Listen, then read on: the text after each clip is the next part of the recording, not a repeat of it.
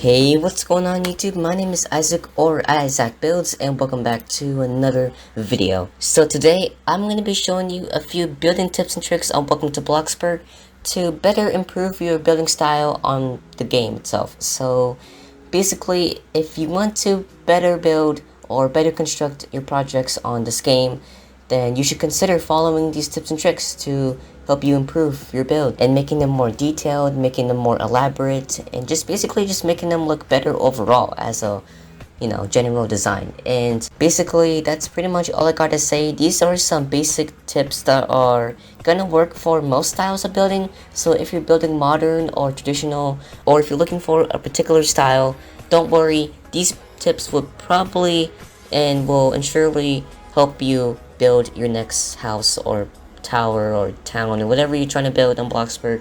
Basically these tips will probably help you in the meantime. So anyways, my name is Isaac or Isaac Builds, and this is building tips and tricks for Welcome to Bloxburg. Let's get right into this, and basically I'm gonna help you try to build a better house. So yeah, for example, here's tip number 1.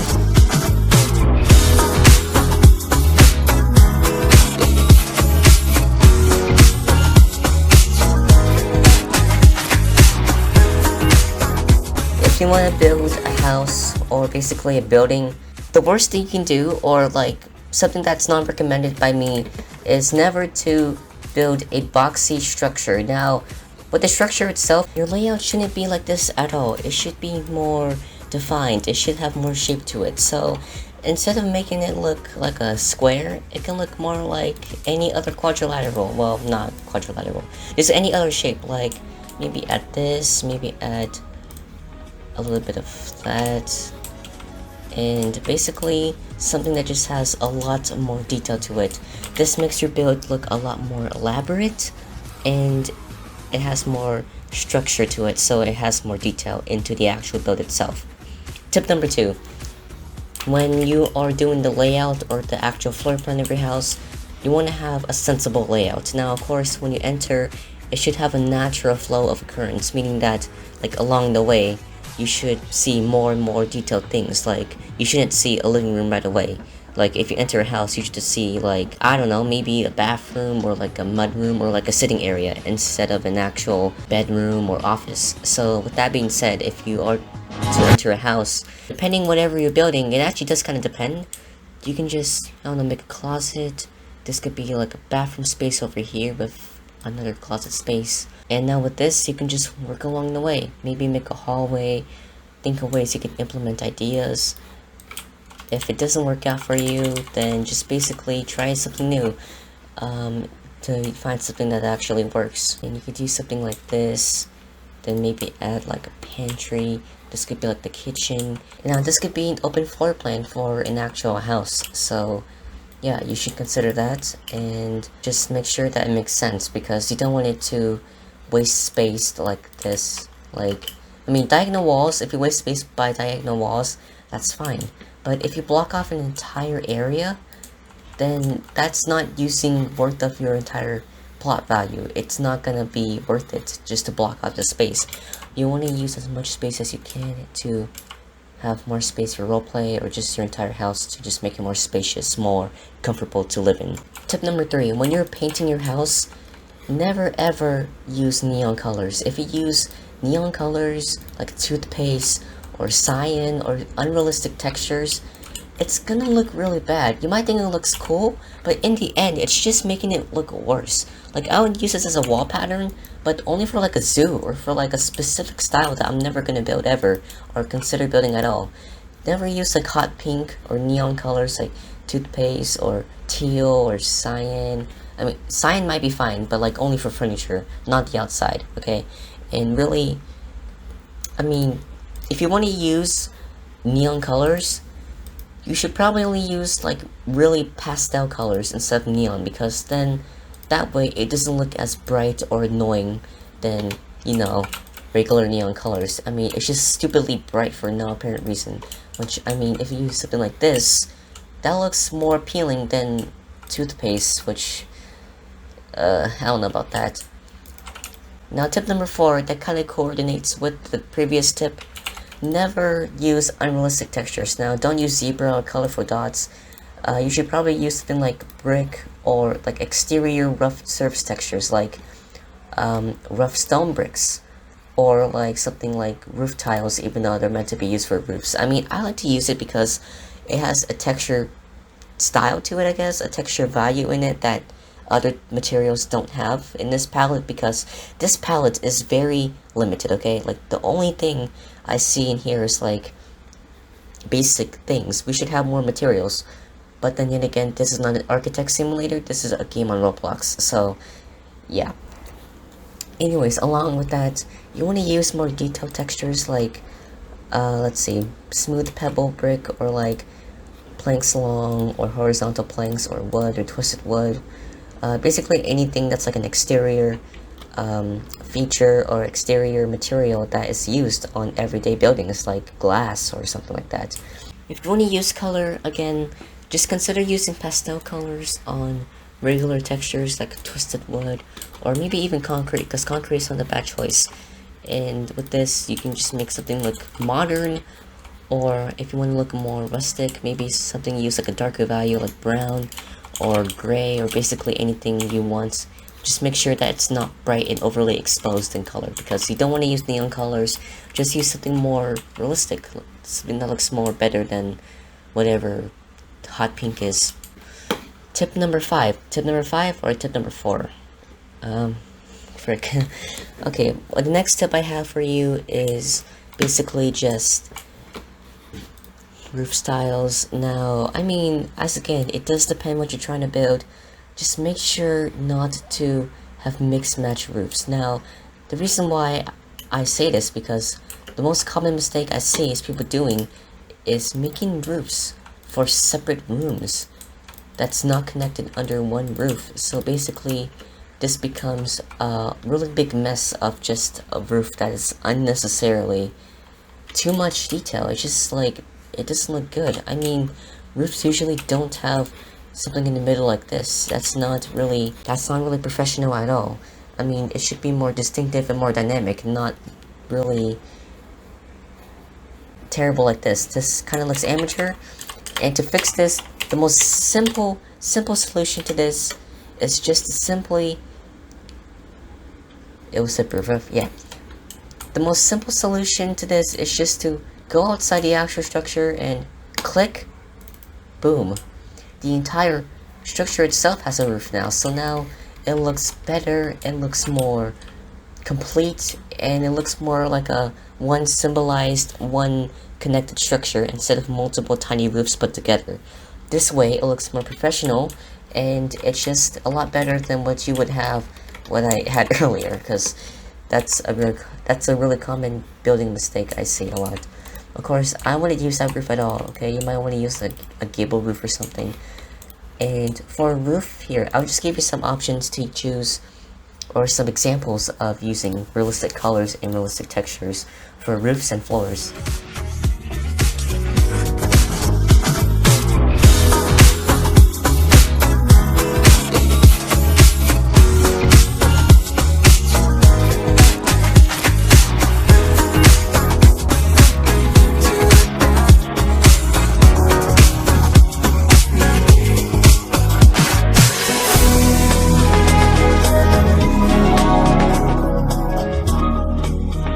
So here are some examples of exterior floors you can use for like outdoor living, basically like stone or bricks or concrete kind of textures.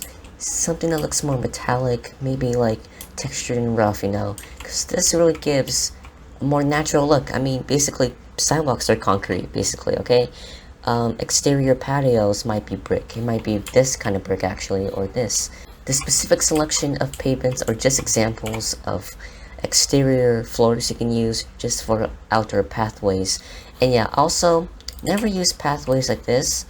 I mean, unless you're just cheap, this isn't a very useful way of building a pathway, because I mean, it's, I don't know, it just doesn't seem like solid.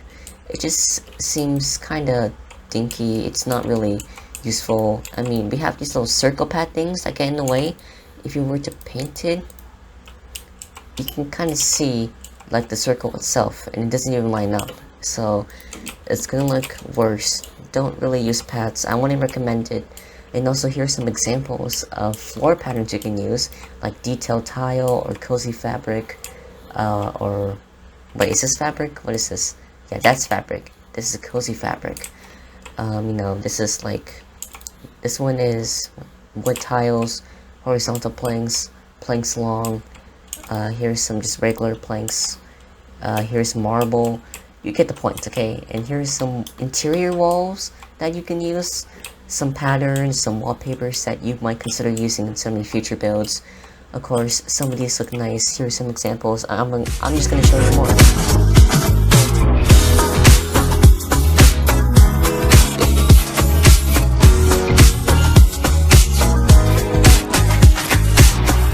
You get the point. So yeah, those are some examples of interior walls, interior floors. Here are some other examples of exterior things. And if you want to use colors, consider using very light colors or like unsaturated dark colors, because it gives a more richer value in detail and in color, because it's more realistic. So now that we got that out of the way, let's talk about window placement. Now, when you talk about window placement, it has to work both ways, in and out, because you want it to make it work, you want to make it look good as possible. Now, don't just add windows to useless spots unless it's absolutely necessary. Like, you wouldn't add a window right here, of course. That'd be ridiculous. But if you're doing more ambitious builds or more bigger builds and it's harder to find layouts that work and you just give up because you're a lazy loser, I'm kidding. But anyways, it's just fine to do that, but make sure like the background is black, so it just looks like it's an empty room instead of a gray wall. I mean, sure, it is going to cost a little bit of money for a little bit of more detail, but that's why there's detail. That's why it's expensive. That's why I'm a more expensive builder. I'm really selective on detail. It's a big thing for me. So, of course, again, make sure that it actually works both ways, because you don't want it not to work both ways. I mean, if it doesn't work anyway, then that's the purpose of a window. And when you have a window placed down, make sure it's in healthy amounts. You don't want to overuse windows, but you don't want to underuse it. Maybe add some like windows, and make sure all the windows matches are in the same tint at least, because if you don't use the same tint of colors or the same, make sure that it's the same color or the same color frame as other windows or any trim, or just at least the same tint of color. And when I mean the tint of color, I mean like the same like area or spectrum of colors, because like these four colors right here, they're basically the same, but just darker or lighter shades of it. And it really depends which one you're using. And like with this, any of these would look good with one another because they're really close. They're like brother and sister. They're like siblings of colors. But of course, as again, you want to make the entire thing just work really well. You want to make sure that color is popping, but don't make it too bright. Don't overuse color. Just have a moderate and neutral use of it, because it really isn't going to be helping you in the meanwhile when you're using way too much color and way too much things to your overall build. It's not going to help you with your building experience. It's not going to make it look any better. And as again, it just kind of depends on what you're building. If you're building modern, building traditional, Mediterranean, Pacific Northwest, Spanish, you can use columns, or aka pillars, like massive pillars or rustic columns. Basically any column that's modern or just works with any style. I mean, you can also just use any of these, actually. It doesn't really matter, just as long as it works well.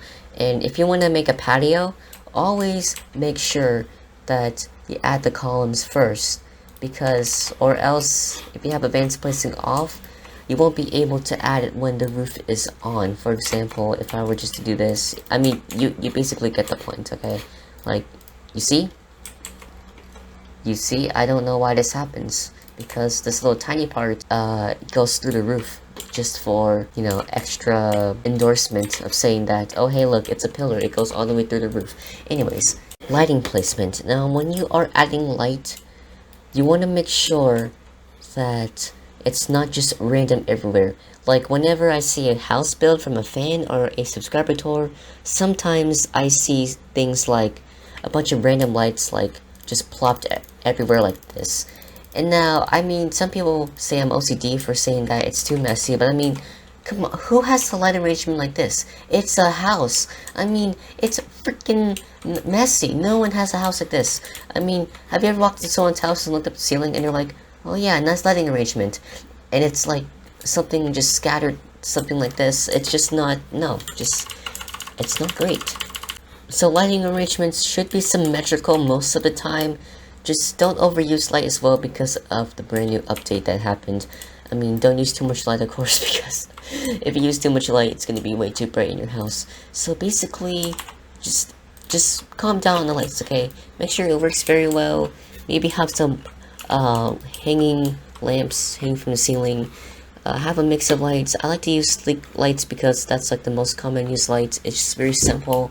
It's very sleek. That's why it's called a sleek ceiling light. It's small, and it's a classic of Bloxburg. I mean, it's pretty, you know, practical for any build actually. Even if you're building something more older or more rustic, it's still useful. I mean, it's pretty much a good lighting. And of course, if you want to make a floor, interior floor patterns, blah blah blah blah blah. Alright, so that's pretty much all I gotta give for this episode, but I'm gonna make more tips and tricks later in the future, so leave a like for episode 2 or part 2. If you want more complicated or more specific type of tips, or more helpful and useful tips for interior designing or exterior, then basically leave a like, leave a comment, and consider subscribing to the channel for more content like this. And these are just basic tips. I mean, these should help you, and these are just my perspective, my ideas on how you can improve your build.